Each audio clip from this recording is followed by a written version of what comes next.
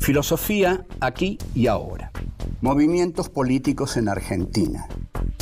La ilusión en el progreso histórico era la bandera fundamental de la izquierda política. Sí, que se rompa, pero que no se doble. Querían pobres sometidos y tienen, en cambio, anarquistas combativos. Los hijos de la llamada chusma inmigratoria exigían ahora educarse, necesitan hacerse a sí mismos. La conciencia política de los militantes aparece en la praxis. Eva Perón es una construcción de Eva Perón. El tercer mundo es el que iba a encabezar la lucha contra la opresión. Cortar de un solo tajo la cabeza de la víbora marxista.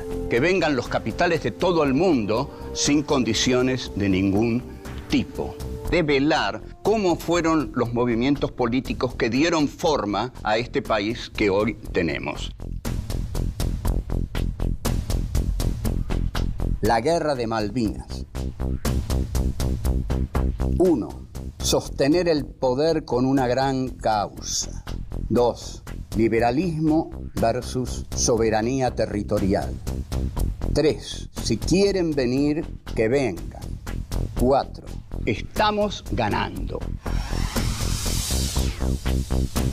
Sostener el poder con una gran causa. Vamos a hablar hoy de uno de los episodios más lastimosos, tristes y luctuosos de la historia argentina, que es la invasión por parte de la Junta Militar a las Islas Malvinas. Para decirlo claramente, los militares invaden las Islas Malvinas porque se dicen a sí mismos: nos va muy mal, pero si invadimos las Malvinas y ganamos esa gesta, y si además nuestro amigo César Luis Menotti nos gana el campeonato mundial juvenil, nos quedamos 30, 40 años más y se olvidan todas las atrocidades que hicimos.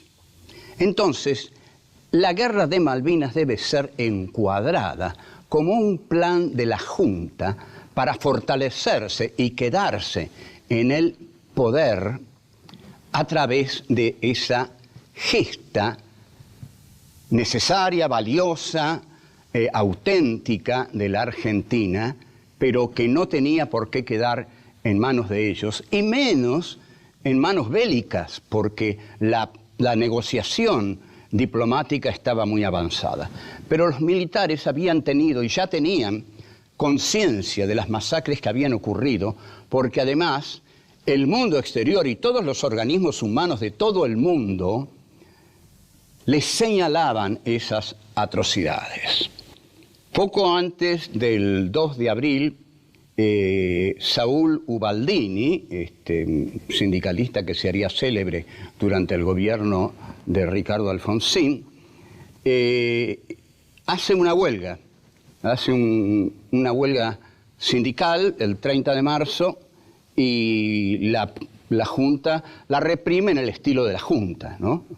Hay un muerto, bueno, como siempre, pero la Junta no quiere volver a reprimir, ya reprimió demasiado, ya siente que está llegando la hora de rendir cuentas de lo que han hecho en el país. Como no quieren rendir cuentas, como se saben culpables de todas las atrocidades que han hecho, que Videla muy livianamente llama excesos, y como además fracasó el plan económico de Martínez de Hoz y el de Lorenzo Sigó, que fue el que lo siguió, hizo devaluaciones del 30% y declaró, de un modo muy gracioso, el que apuesta al dólar pierde. Claro, Sigó dice esta frase: el que apuesta al dólar pierde, y vienen devaluaciones del 30%.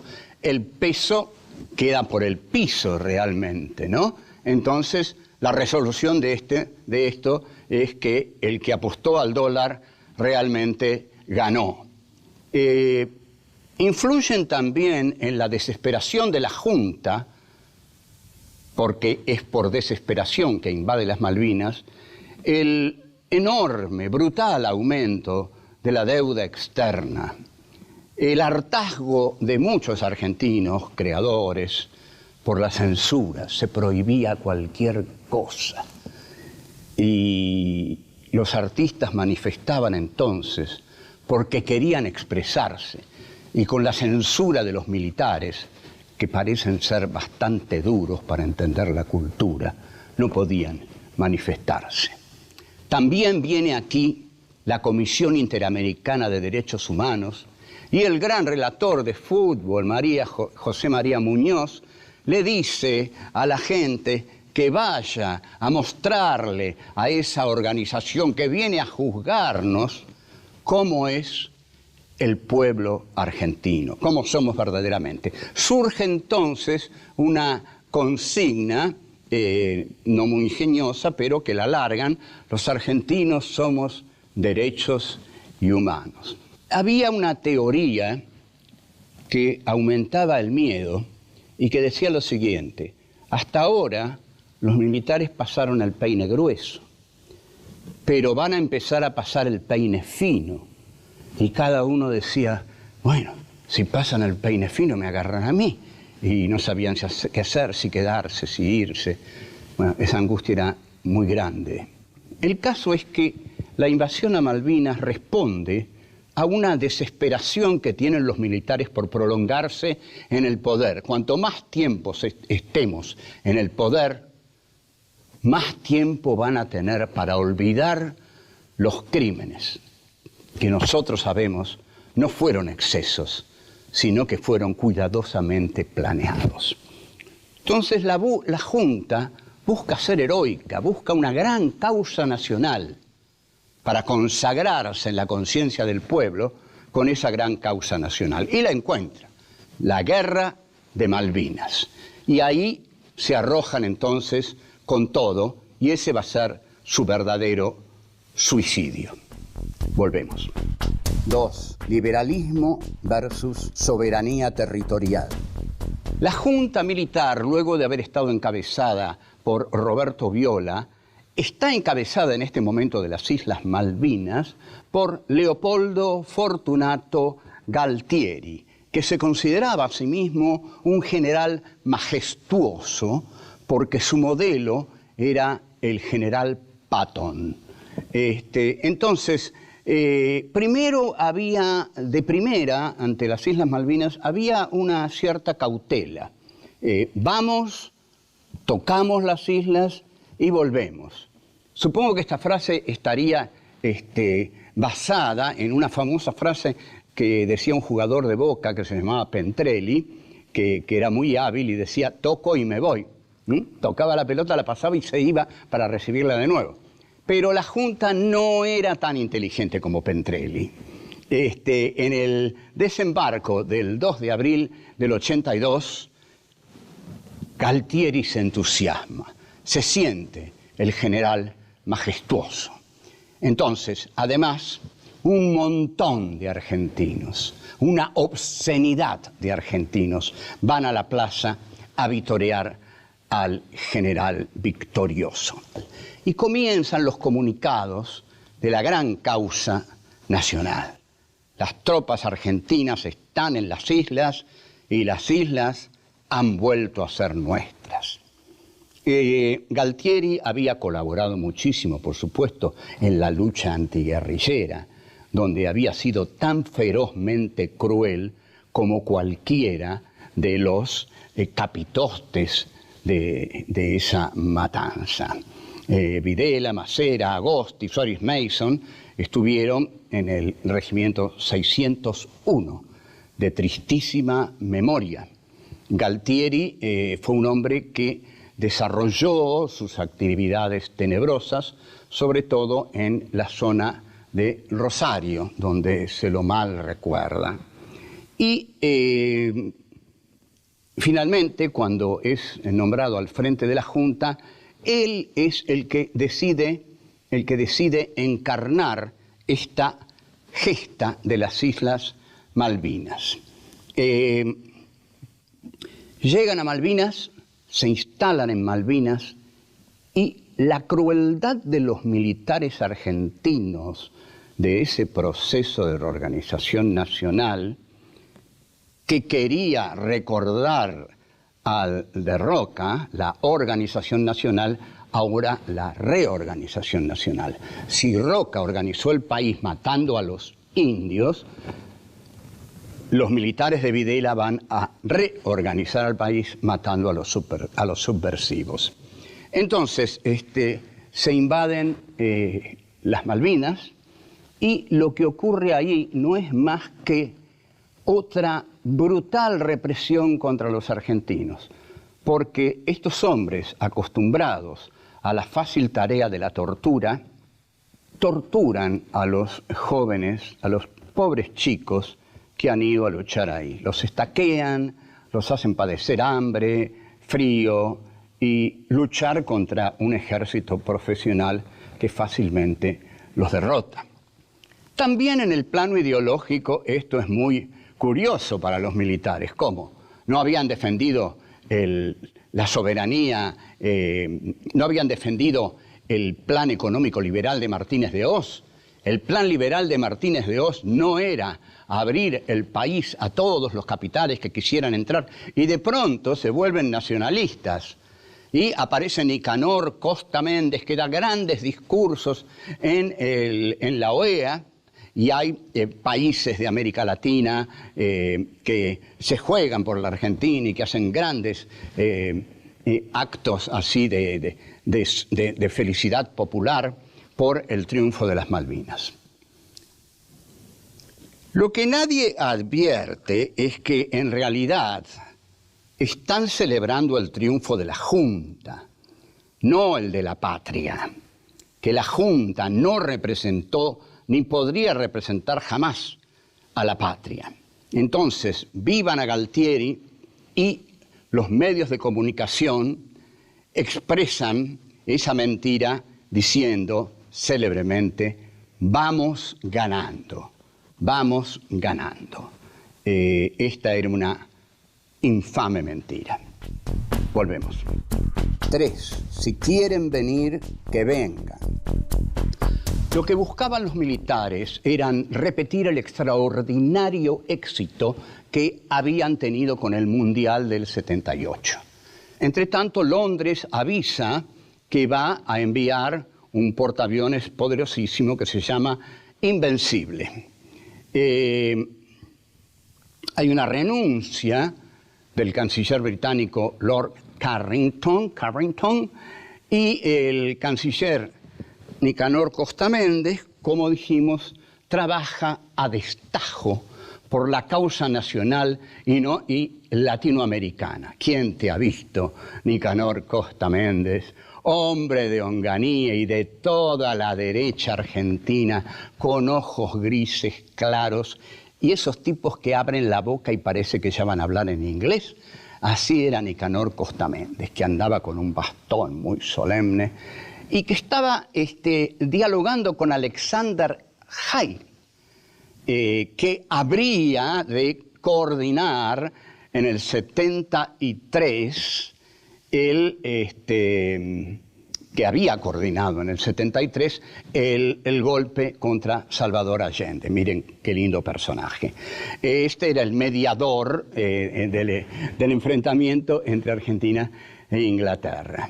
Para muchos en América Latina hay que apoyar al país neocolonial frente al país imperial, pero hay que ver también los factores. ¿Qué clase de país es el país neocolonial? Es un país que no queríamos, es un país que teníamos que liberar nosotros y que teníamos que entender que esa era una jugada política disfrazada de jugada bélica, que sabían que no iban a ganar, pero que estaban tan locos como para creerlo.